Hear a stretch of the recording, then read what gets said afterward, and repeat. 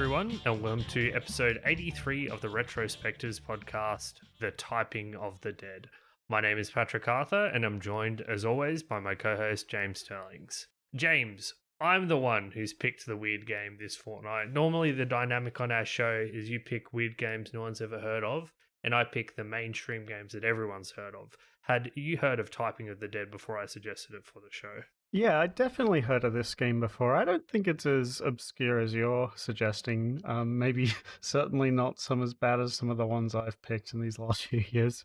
But I'd never played it myself. Did you have any experience with the game previously? No, I've never played it myself, but it's one I've been wanting to do for a long time. As I said on the last show, I kind of love typing games, you know, those edutainment games that used to be on the old PCs at school, and even just like random typing games on websites like Neopets, all those kinds of things.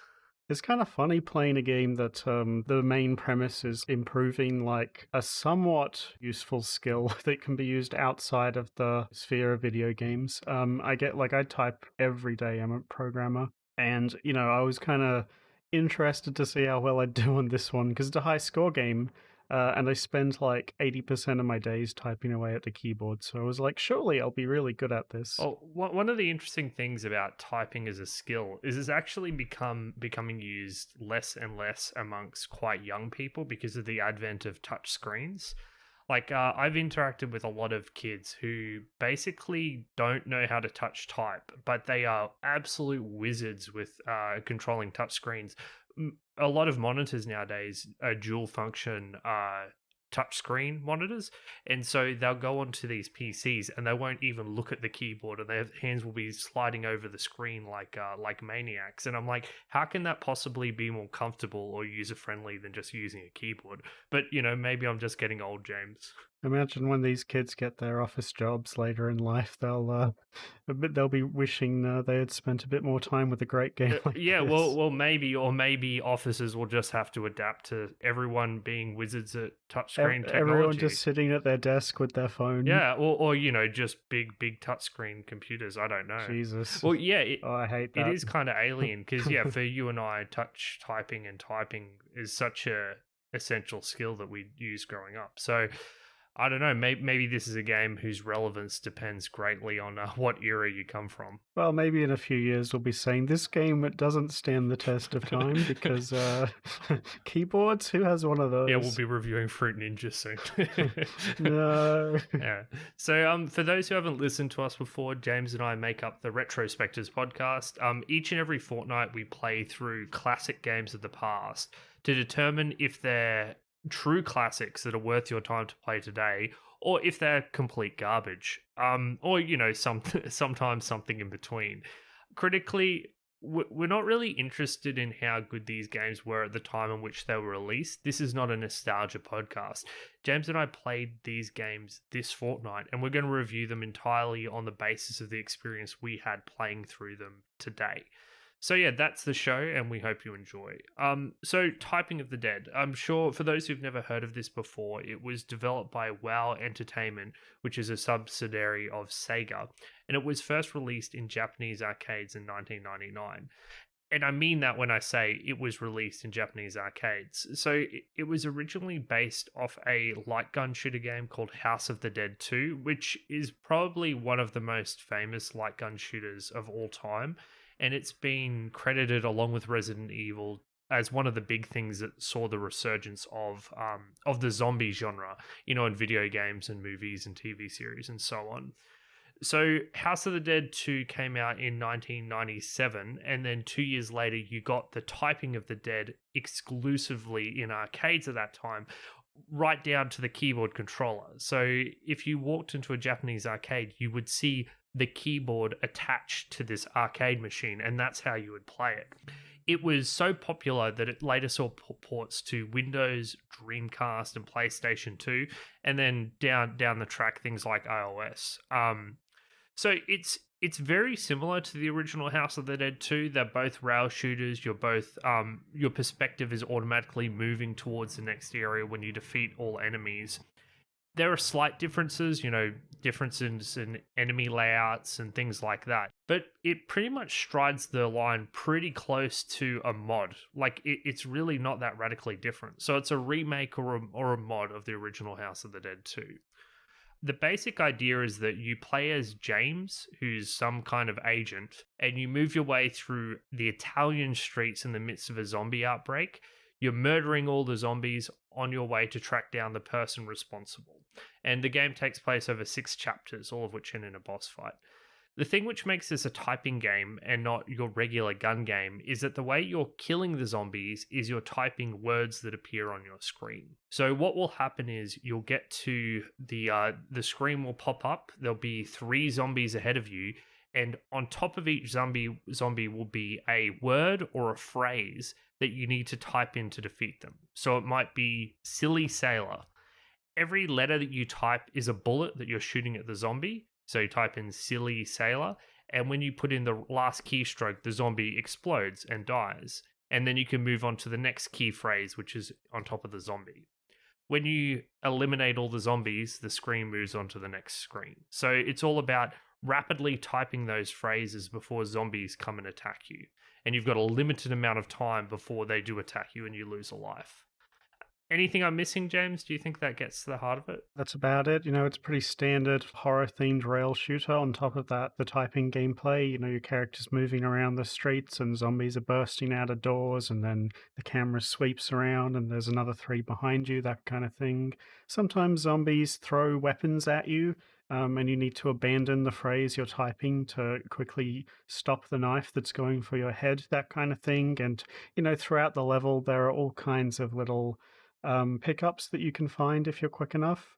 The only other main thing to note is that I think a lot of the levels have they're not completely linear. If you are able to kill certain zombies that are attacking key NPCs, they might open a gate for you, or something like that, and you'll end up going down a branching path. So it is a bit different. And I think something also key to note is that every time you replay the level, lots of the phrases that you encounter are semi-randomized.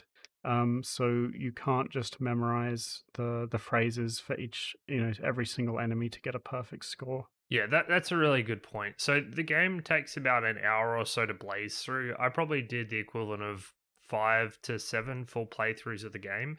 And I would say by playthrough 5 or 6, I started to see some repeated phrases, but the dictionary here is large enough that it's basically impossible to treat this with any kind of memorization unless you're a speedrunner looking to optimize, just memorize an entire dictionary worth of words. You do need to be able to, identify the words, react to the words, and type them as you go. Mhm. So So just briefly for how we played the game, this is an abandonware game, yes, Patrick? yeah, so I found the PC copy on Abandonware. There's no way to purchase the original Typing of the Dead on PC anymore. There's no shop fronts that sell it. You can purchase Typing of the Dead Overkill, which is a sequel.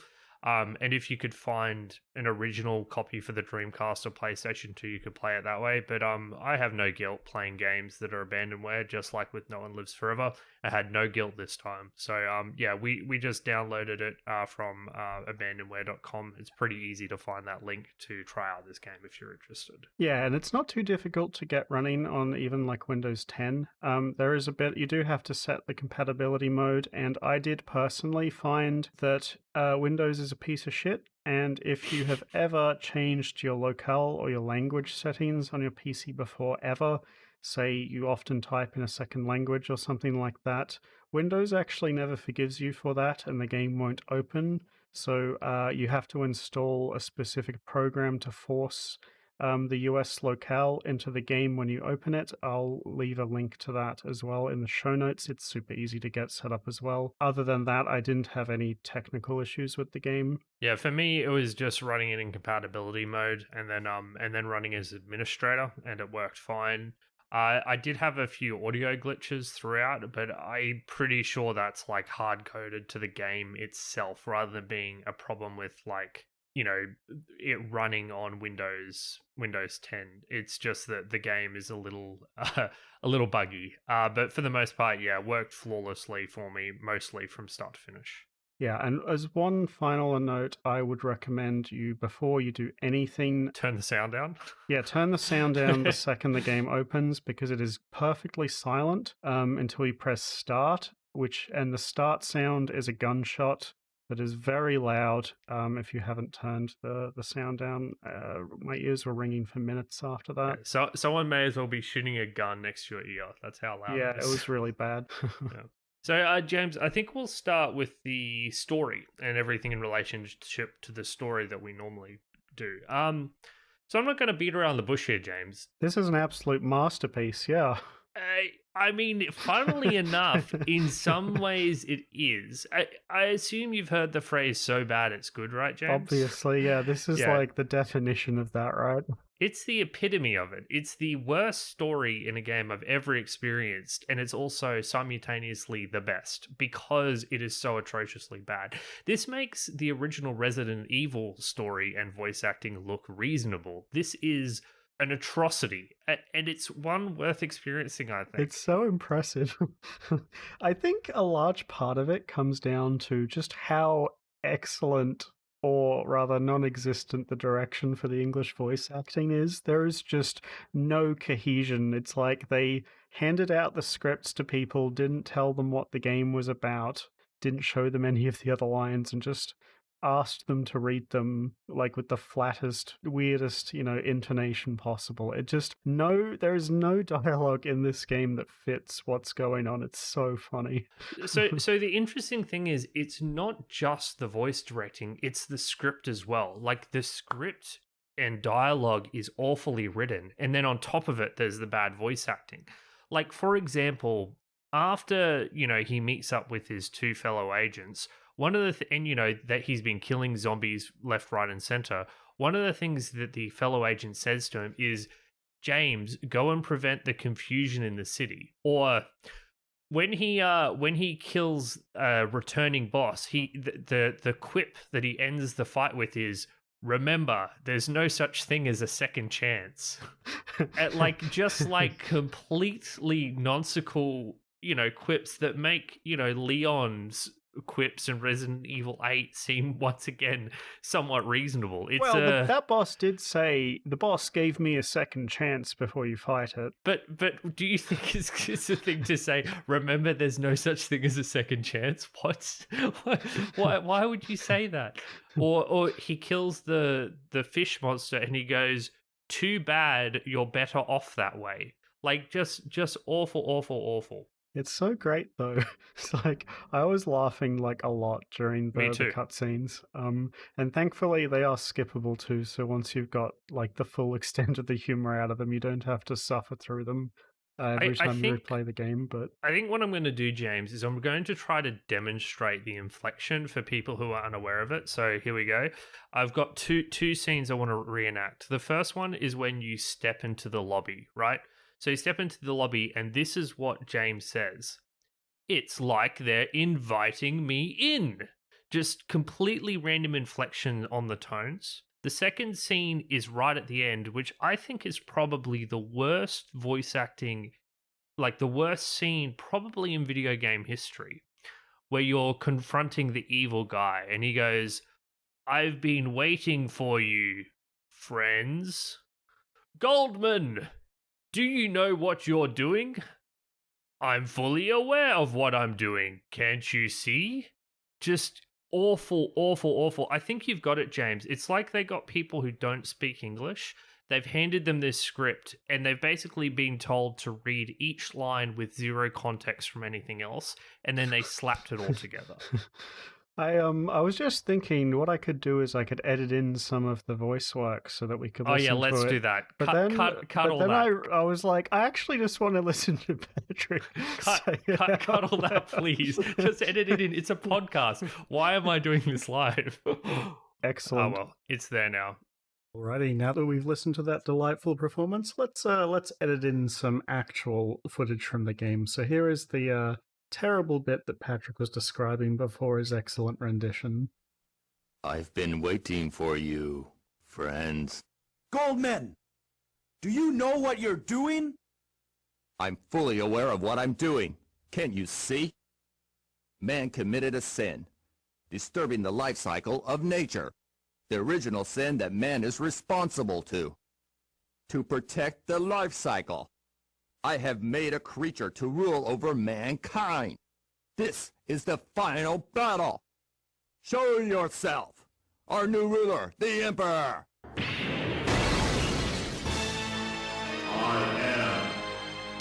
So I think a big reason that it does work is that the concept of this game as a game where you run around typing to kill zombies is actually in lore accurate in this game. Like the characters run around with a Sega strapped to their back and a keyboard strapped to their front.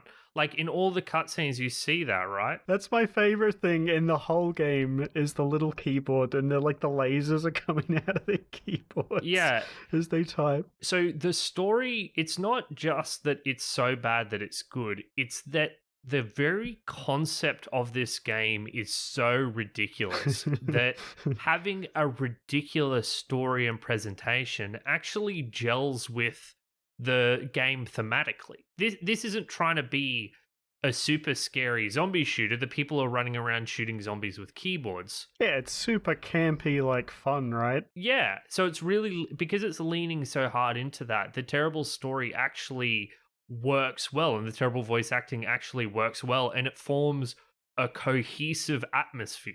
I just wonder, because I agree with you that it's cohesive. I'm like, is it really just bad voice acting? Or surely this is on purpose, right? To some extent. Oh, I think so. And I mean, the very fact that if you look at all the words that are typed out in English, there's a lot of wordplay in there, and there's a lot of cleverness, a lot of jokes. Yeah.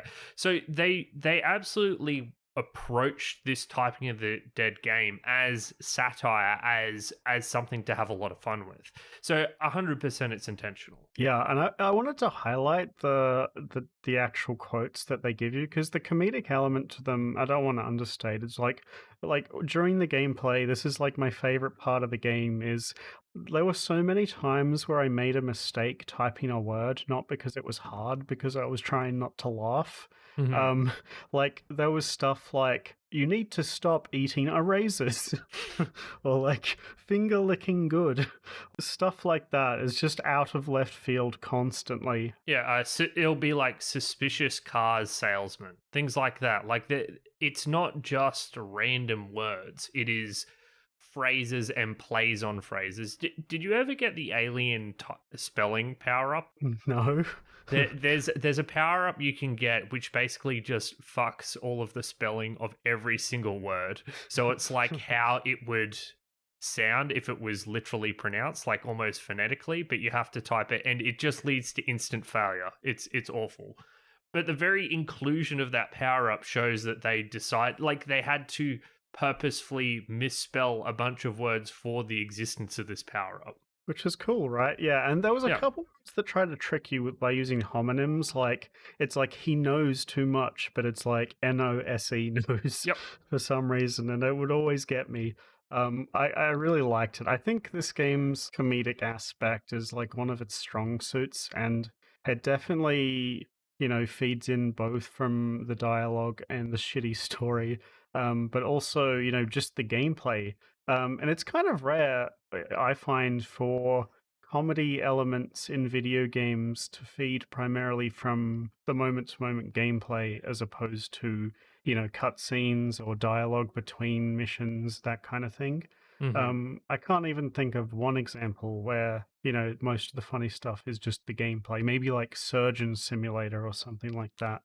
The one that comes to mind is probably Undertale, because a lot of the gameplay is like dodging funny looking attacks and figuring out the puzzle of how to, laugh at enemies' jokes and things like that. Yeah, sure. Yeah, but you're right. It is very rare. I do really want to emphasize this because one of the things I love to highlight on this show is when we discover games that are enjoyable on the basis of old design principles that have kind of been dropped. And this isn't exactly that, but it's kind of similar. voice acting nowadays is a professional industry. There are people whose entire livelihoods are their voice acting, and I love good voice acting. When you play a game with good voice acting, it does so much for immersion. But what that means is that we don't have actively bad voice acting in new games anymore. It just doesn't really happen. So you can't experience the wonders of awful voice acting unless you play an old game like Typing of the Dead. And I just think that's a really cool thing.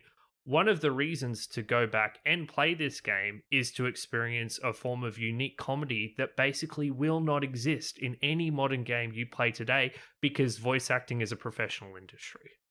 Yeah, just like how you can't really truly experience the wonders of really special control schemes unless you go back and play Ape Escape 1. Exactly. Although the verdict is a bit more mixed on the value of Ape Escape's control scheme. Some people love that control I control do. scheme, by the way. It was Yeah. great. Yeah, I mean, definitely a weird implementation, but I mean, yeah, and I just think that's a cool thing to note, you know? I think cheesy horror flicks have bad voice acting all the time on purpose, to be honest. This is on another level, trust Yeah, me. this is on another level.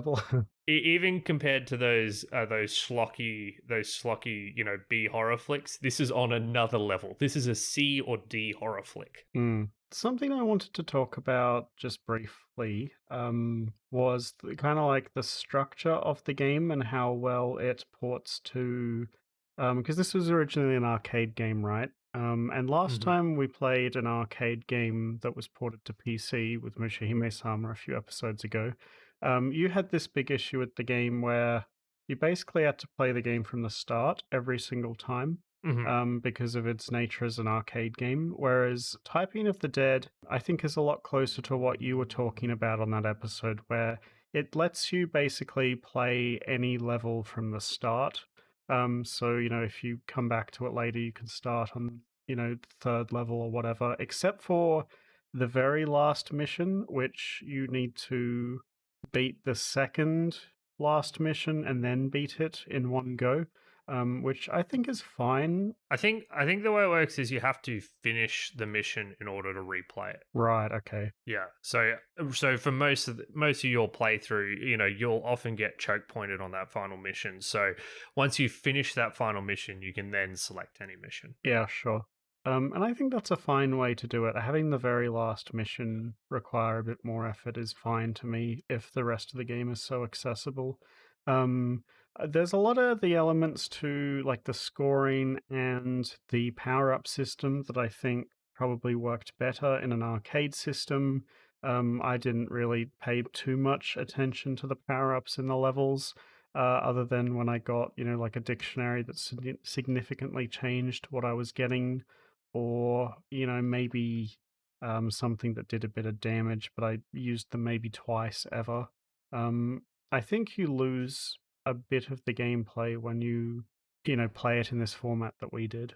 I think the Mushihime-sama comparison is actually a really good one, and I was trying to figure out what it was that worked for me structurally about this that didn't work for that game.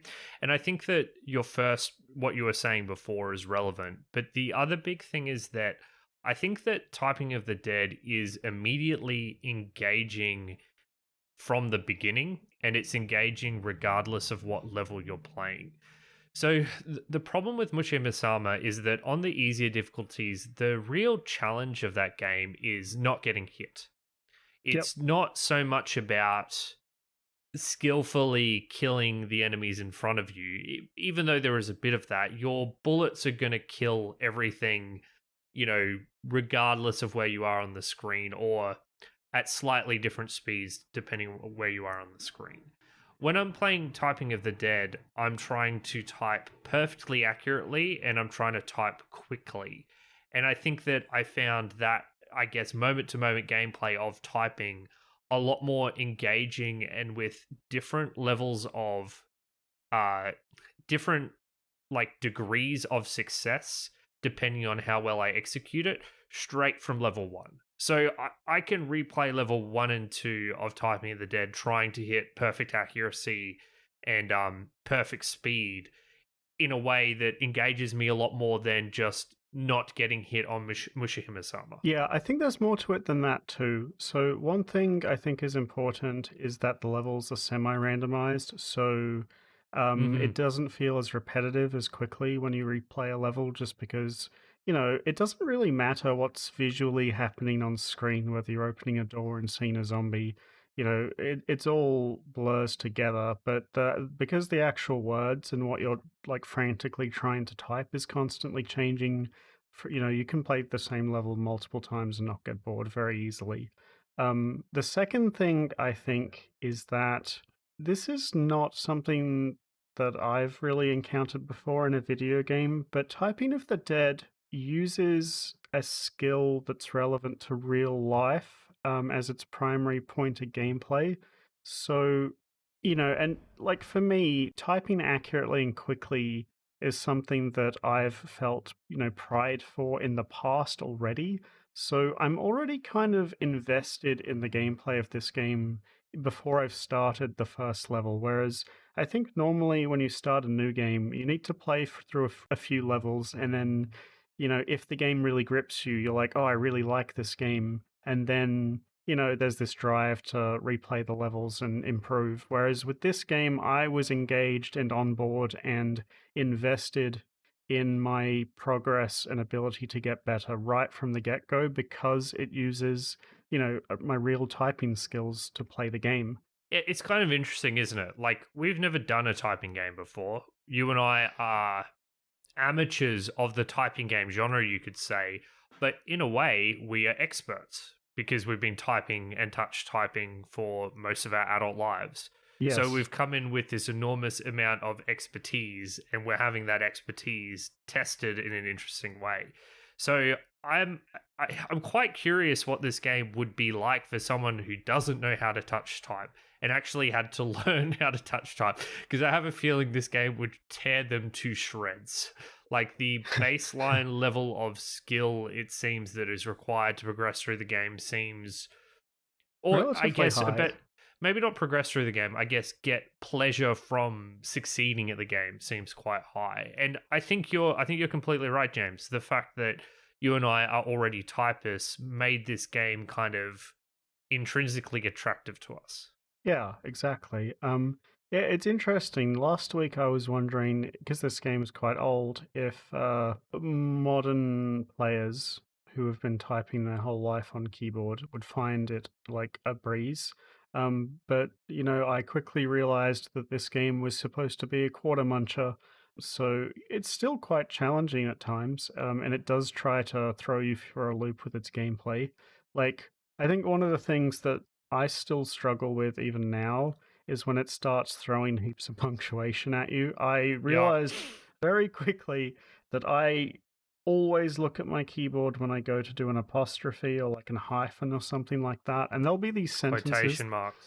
yeah, that have like multiple hyphens and commas and stuff like that, and I would always screw those up. Yeah, and that's actually something I want to really jump into in a deep way in a second, James.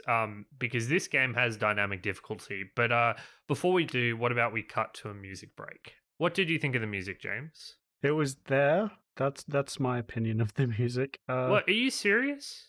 It kind of like it fit the game. I didn't love it, I guess. I love this music. I thought it Okay. was fantastic. Like, I really got into it. In fact, whenever the music started, it really hyped me up. It does the thing that Mushihime-sama does, where they, because the game is on rails, they can do a lot to sync up the music to the action. So every time there's like a civilian encounter or a cutscene, they get an opportunity to like reset the music to a point where as you begin the music kicks in. It does that all the time, and I think that it does a fantastic job of this. Playing through this game, the music was an important part of the experience and the atmosphere for me. Okay, I found it to be they use the same tracks through every level, I thought. I For the noticed a lot. bosses, for the bosses they reuse the same track over and over again. Yeah, so it got a bit repetitive for me. I mean, I don't dislike the music. I thought it was fine and fitting. Although I do agree with you how dynamic it is. Kind of makes it like the value of us just playing one of the songs from start to finish, because I don't think the song just starts at the beginning of the level and then ends, because there's multiple like routes through levels, so it kind of needs to change a bit depending on what's happening, and I thought that it did do that quite well. Yeah, you're right that the dynamicness of it is good, but the tracks were just whatever to me, I guess. Yeah, I mean, I'm surprised. I really liked it. I think that it's basically this interesting blend of kind of more electronic guitar music mixed with some choir and organs gothic music, which works really well for the game because you need a little bit of gothic stuff in there for the zombies. But then the concept of I guess the guitar and everything really hypes you up as you're blasting your way through the levels by striking keys. And I just thought that every time I played through this game, it was with my headphones on and I was really getting into the vibe of the game. So a bit disappointed you didn't enjoy it as much as I did, James, but I love this soundtrack. I think it's fantastic. So did you have a favorite? Yeah, I think we'll start with chapter 1's music because that's where it all starts and that's where I really got into it. I will say that the boss music being reused over and over again is not enjoyable, and it's an incredibly short looping track, so it gets irritating. But outside of that boss music, I loved it a lot. So this is chapter 1.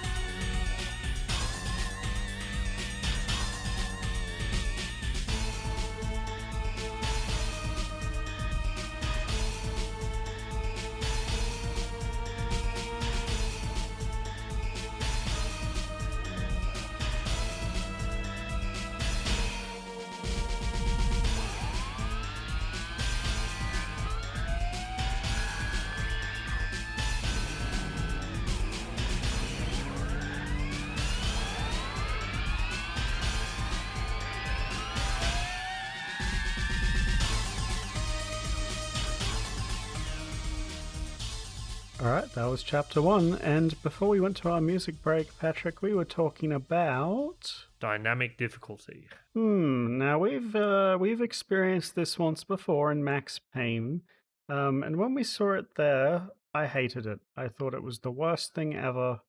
It felt like it was just the game was trying to kill me. I actually didn't mind it as much here. Like I found that it made because I never felt that the levels got too ridiculous. Like only in the last level did it start getting too ridiculous. But for the most part of the game, I found that the dynamic difficulty did let me, have a constant level of engagement that was increasing, and until, eventually it would overwhelm me. But, I didn't hate it as much as I did in Max Payne, because I find it less noticeable here. Like in Max Payne, if you have a gun and you're killing enemies in like 2 shots and then suddenly they're taking 6 shots to kill, it's like extremely jarring and noticeable and frustrating because you can't like plan anymore because suddenly, all your plans are ruined because people didn't die when you thought they would.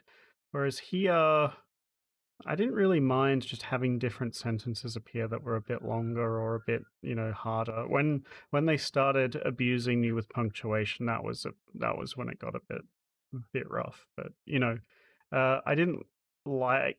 I wouldn't say I liked its inclusion here, but I didn't dislike it Like, it was just there for me, I guess. Whereas for me, I absolutely hated it. And I would say far and away this is the worst part of the game. Okay. I've been thinking about this a lot over the last few weeks. I think dynamic difficulty is basically only ever very rarely a good thing. And I think that it's far, far better to have set difficulty settings than it is to have dynamic difficulty. The problem is the game is basically forcing you, unless your skill is literally in the top 1%, the game is eventually forcing you into a state where you can't win, where your skill can't actually reach to meet the challenge. So you're being actively punished for doing well. Compare this to a set difficulty where you're roughly around that set difficulty. You have a specific challenge that you need to overcome, that when you overcome it, you feel a sense of elation because you've beaten the difficulty of the game. In this game, you just get frustrated because the game gets hard to the point where you cannot beat it. And then you lose a life or you have to use a continue, and the game throws baby 3-word phrases for you for a while.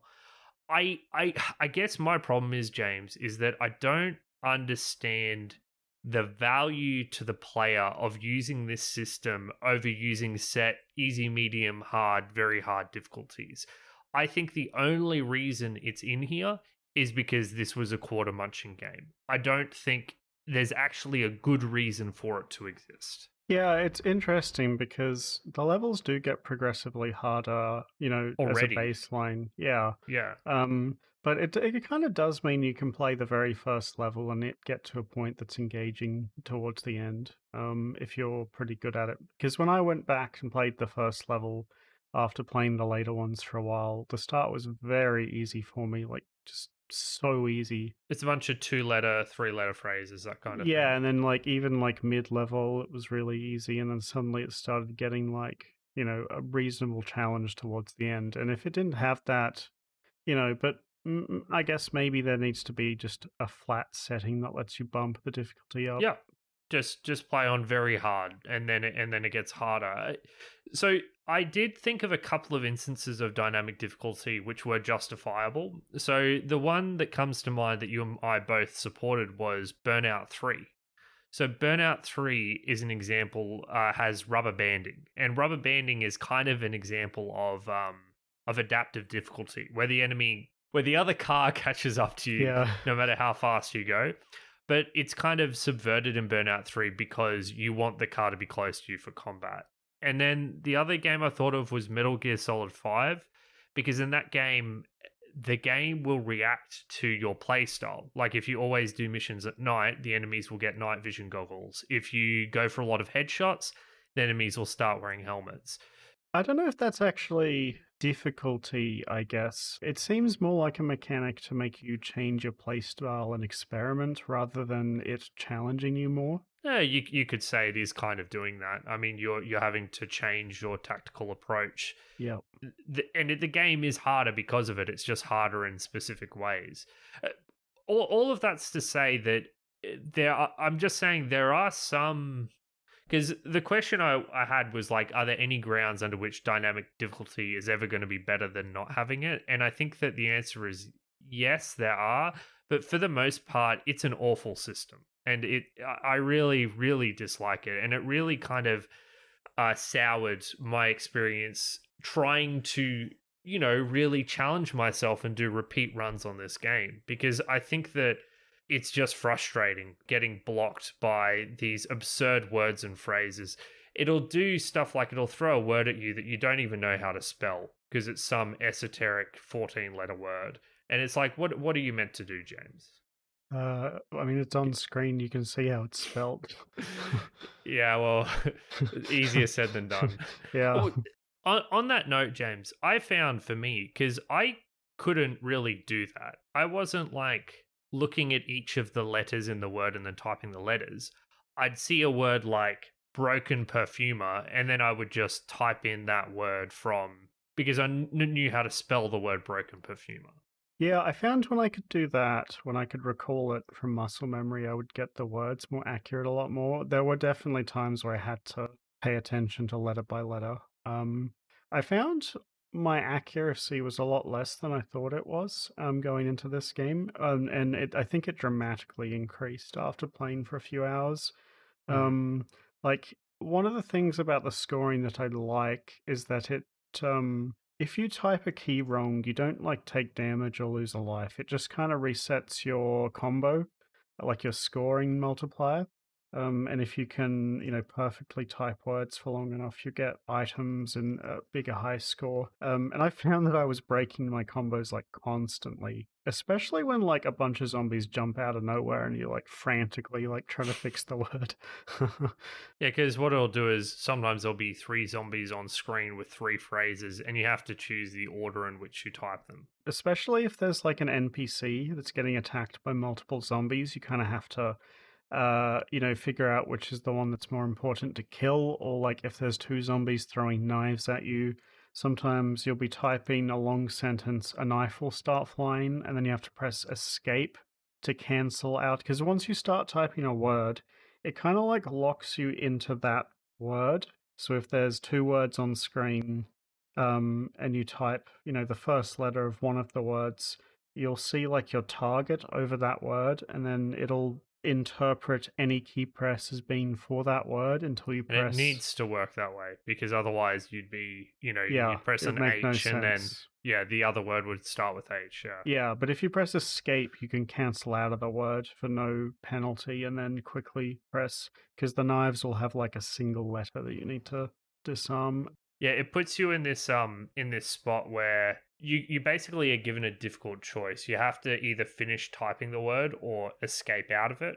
And sometimes you'll just be frantically trying to get the last few letters in so that you can deal with the axe flying towards you. Yeah, yeah, I like that. I think the game did a good job of varying up the gameplay like that. Like it had the knife throwing. What my favorite part of the game, gameplay wise, is I think it's like the third boss, which is it's like a pop quiz. It'll ask Yeah. you a question, and then there'll be 3 words, like 3 possible choices, and you have to type the correct one.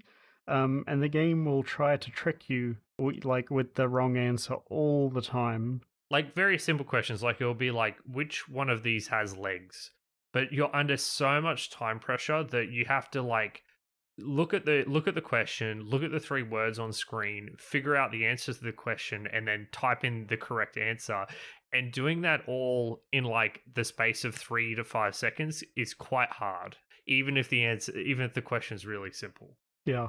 I got I got them wrong all the time. There was this one that it was like, what do you do before bed? And the answer was like, drink a glass of milk. But I typed order food. Order food. Like, this is bullshit. That's what I Nice, do before James. bed. You're getting your terrible eating habits are being exposed. So my favorite boss fight was the magician, which is the boss at the end of chapter 5. And the magician's mechanic in stage 1 is the most difficult one in the game, I think, and I'd lose the most lives here, which is that if you type its words inaccurately, you lose a life. So you Yeah. have to get it perfect. And this whole time you've been kind of conditioned to understanding that you can be a bit sloppy with the way that you type, because it doesn't matter. Like if you miss a keystroke, it doesn't matter. So you're very conditioned for speed. And then the magician comes along, and even though his words are a bit easier, the fact that you have to type everything perfectly is so stressful and so different to everything else that it's the most challenging part of the game, I think. Yeah, I found that one challenging. I don't think it's like the gimmick isn't fun enough for me to love it that much. It's better than something like, I didn't really like the second boss because its gimmick is that it has like a weak point that closes. And when the weak point's closed, it stops letting you type. But there's no like penalty for typing during that period. It just doesn't count for anything. I felt like if it closed and then you typed, you should take damage or something. Yeah, I mean, it wasn't great, and some of these bosses are better than others, but I think that they were different enough given the length of the Yeah. game. Like, there's also the strength boss, which is just the guy chasing you with a chainsaw, and you have to type like long Long sentences sentences really of quick. dirty limericks and or just things that seem like Yeah, they're dirty but are actually innocuous. Quite I quite liked funny. that boss because all of the sentences formed like a continuous story almost. Always, it was a joke. Every single one of them was a joke with a punchline, which I thought was quite good. I think a lot of the reason we don't find it so repetitive is probably two reasons. One that you cited earlier, which is that the game is made less repetitive by the fact that whenever you play it, you're typing in different words and phrases, right? So Yep. regardless of what's happening on screen, you have that differential when you repeat it. But also, the game is 1 hour long. Like, it's a short game, so it doesn't overstay its welcome. If this game was 10 hours long, it would not have anywhere near the content to not feel like you're doing the same things over and over.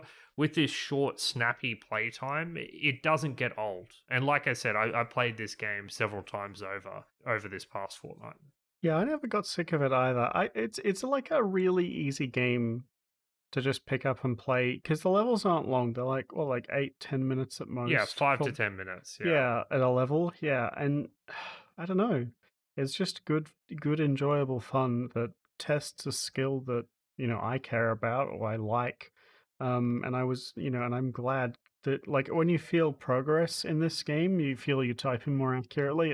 It feels good on that other level as well, other than just being good at the video game. So yeah, this game was really fun, Patrick. I think that the other area I wanted to touch on briefly is aesthetics, because I do think that I think this is the weakest the part of the game, actually. well, there's two parts of it, one of which I think is really weak and one of which I think is really strong. And I think that we should probably start with the weaker part, James, which I assume is just like the endless brownness of the city streets and the sewers and the catacombs. Visually, it's uninteresting and it all blends together in a way. Like all of the coloration is very like desaturated and brown. Like you said, the environments are like you go through the town and then a waterway and you go underground, but it still all And the looks so Colosseum, which samey. is Yeah, also brown. yeah. And I think the enemies could have had more they could have looked more visually entertaining, I felt like. I thought that this game basically like a rail shooter, you kind of need to make these environments look interesting and exciting. And I think one of the parts of the gameplay that I liked, the idea of the branching paths, was hurt by this because when we did Star Fox 64, there was this element of the game where you could see these branching paths in the levels and you wanted to figure out how to get down these paths because some of them were visually interesting, some of them you just wanted to see another level. I never really cared about which path I was getting because they never made the alternate paths look exciting. Like I never missed a path and was like, huh, how do I get down there? Because it all just blended together, I guess. I felt like this could have been something that could have been a lot more enjoyable. That's a great point. Yeah, in Star Fox you get to go to the lava planet. In this you get to go through a different corridor, a different part of the sewers. Instead of going down this part of the sewers, you go down this part. And I completely agree. This game is ugly as hell. The part which I wanted to, I guess, praise the aesthetics, or it's not just aesthetics, but it's the tactile feel of doing the keystrokes and actually killing the zombies.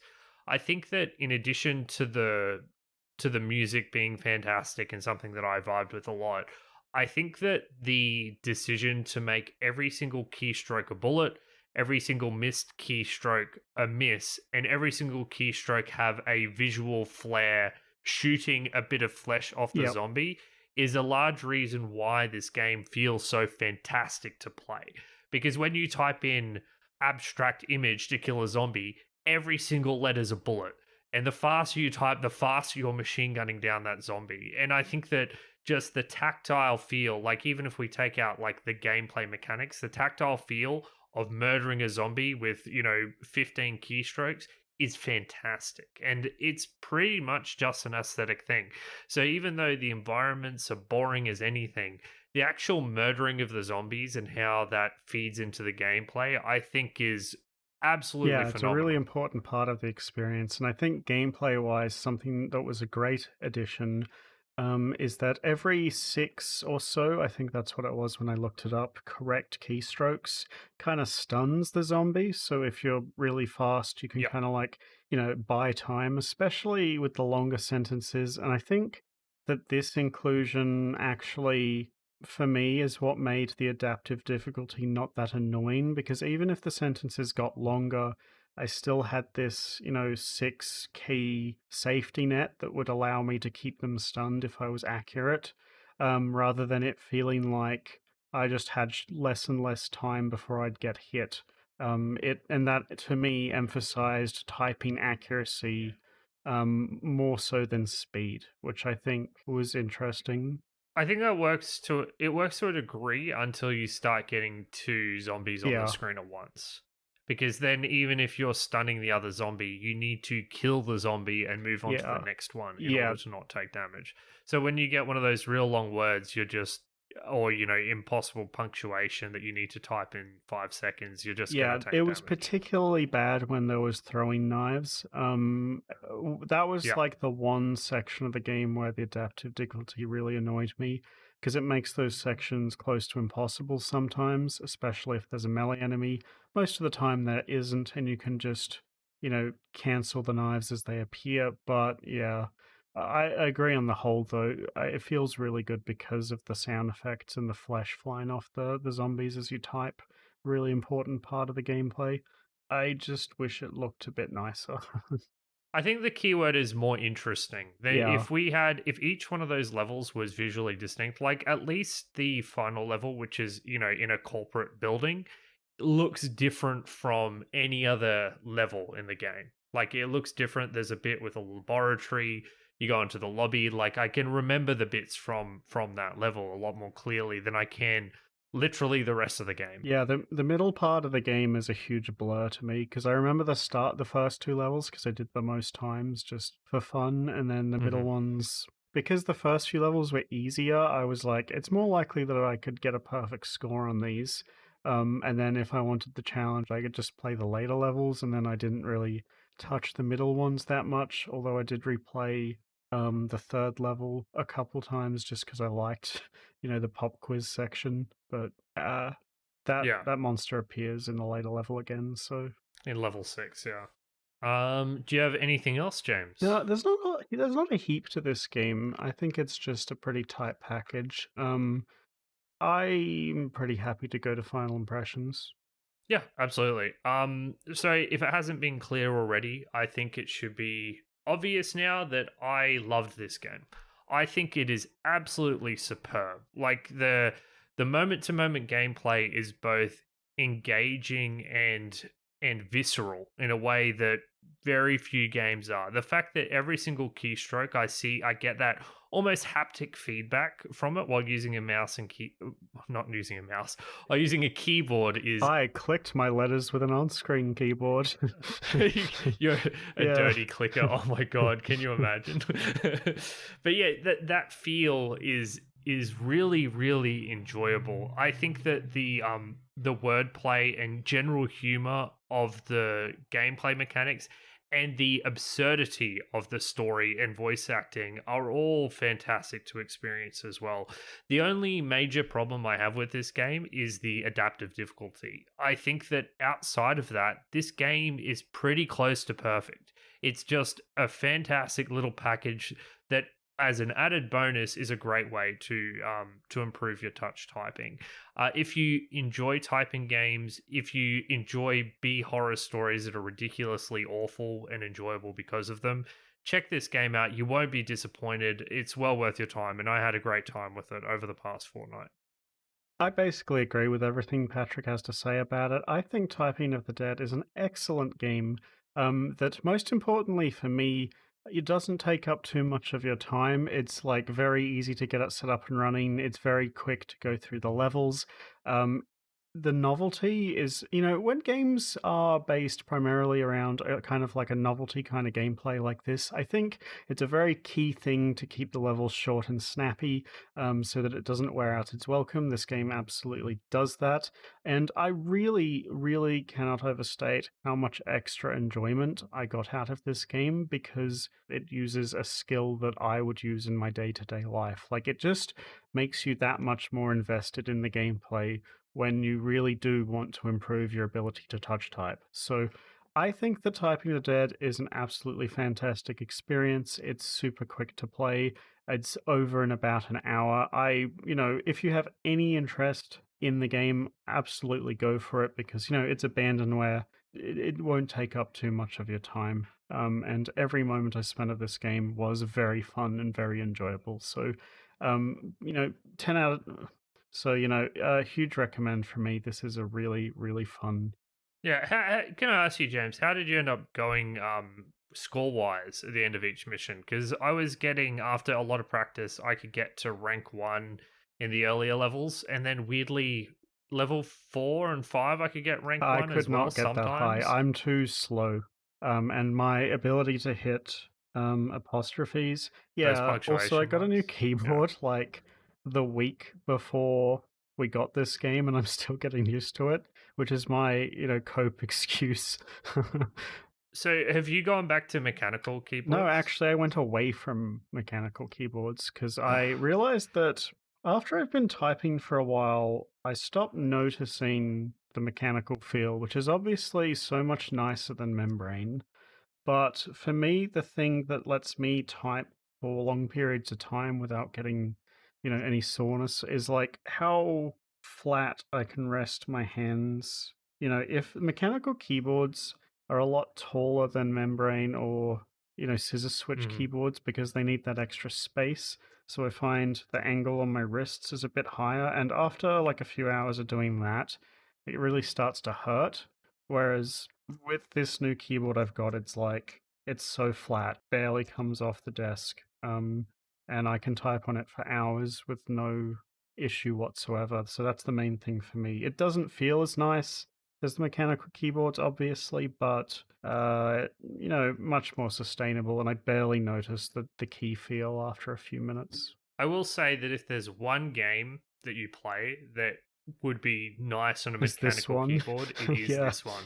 Yeah, it's exactly this one because the tactile feel of striking the keys and having them correspond to a bullet just feels fantastic. So I get you. You need to, not get hand cramps or whatever. But yeah, if you have a mechanical keyboard, this game's going to be bumped up even another notch in terms of enjoyment. So yeah, thank you everyone for listening to us talk about Typing of the Dead. You can find all of our content over on our website, which is rspodcast.net. It's got every single episode we've done, which is now at 83, as well as a bunch of articles that James and I have written. Not too long ago, I finally, after talking about forever, published my Pathologic article. Very difficult game to talk about because no matter how much you write about it, you feel like there's always something left unsaid. But if you want to get a more, I guess, balanced view on Pathologic, I reckon it's well worth your time. Most importantly, on our website, we've got all of our social media links, but also our Discord server link. And our Discord server is where we would love to have a conversation with you. That's where we do most of our community interaction. It's a chance for you to recommend games to us, to talk about what games you're playing or what old games you're playing. And we'd love to talk to you and hang out with you because, James and I love talking about video games. That's why we started this show.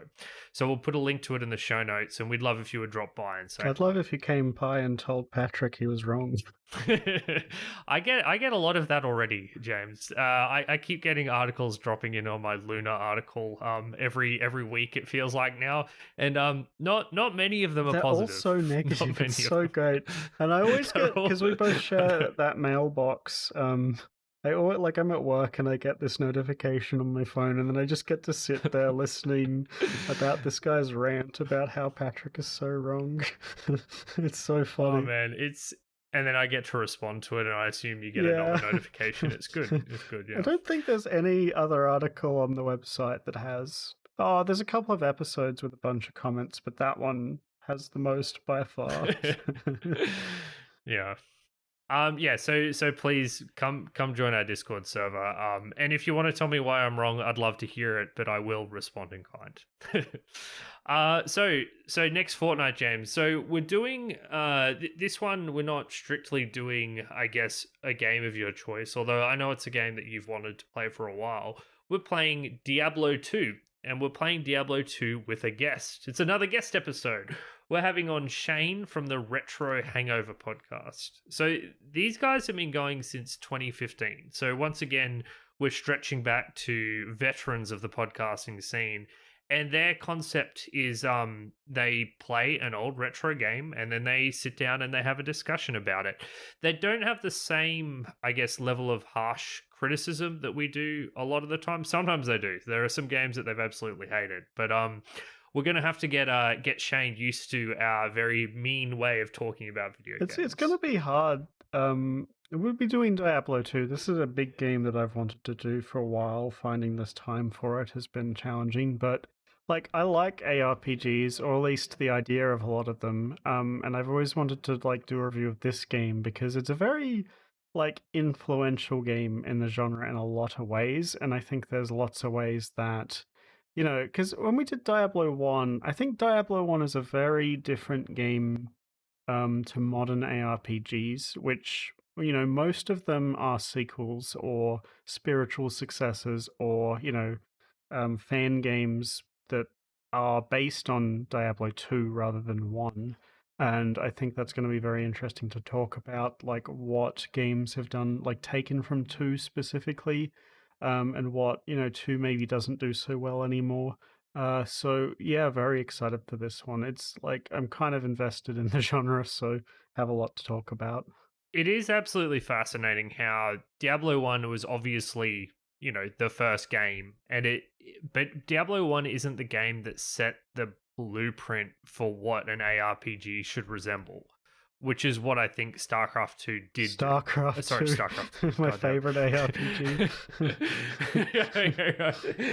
Which is what I think Diablo 2 did do. I think Diablo 2 is the one where if you look at the ARPG clones that emerged in the wake of Diablo 2, whether it's Torchlight or Titan Quest or Fate, like they all look to Diablo 2 for inspiration. And what Diablo 1 did, I guess the restraint and simplicity of Diablo 2 was dismissed as, I guess, as being a lesser version of what Diablo 2 offered. Whereas I think after playing Diablo 1, it was just offering a different vision. I actually think Torchlight 1 is very similar to Diablo 1 in a lot of ways. Interesting. See, I would say Torchlight 1 is still Diablo 2-esque, but certainly there's more of an emphasis on, I guess, your tactical movement through the level. Yeah, it's also about a game about going down through dungeons as opposed to lots of big open fields, I guess, is how I feel.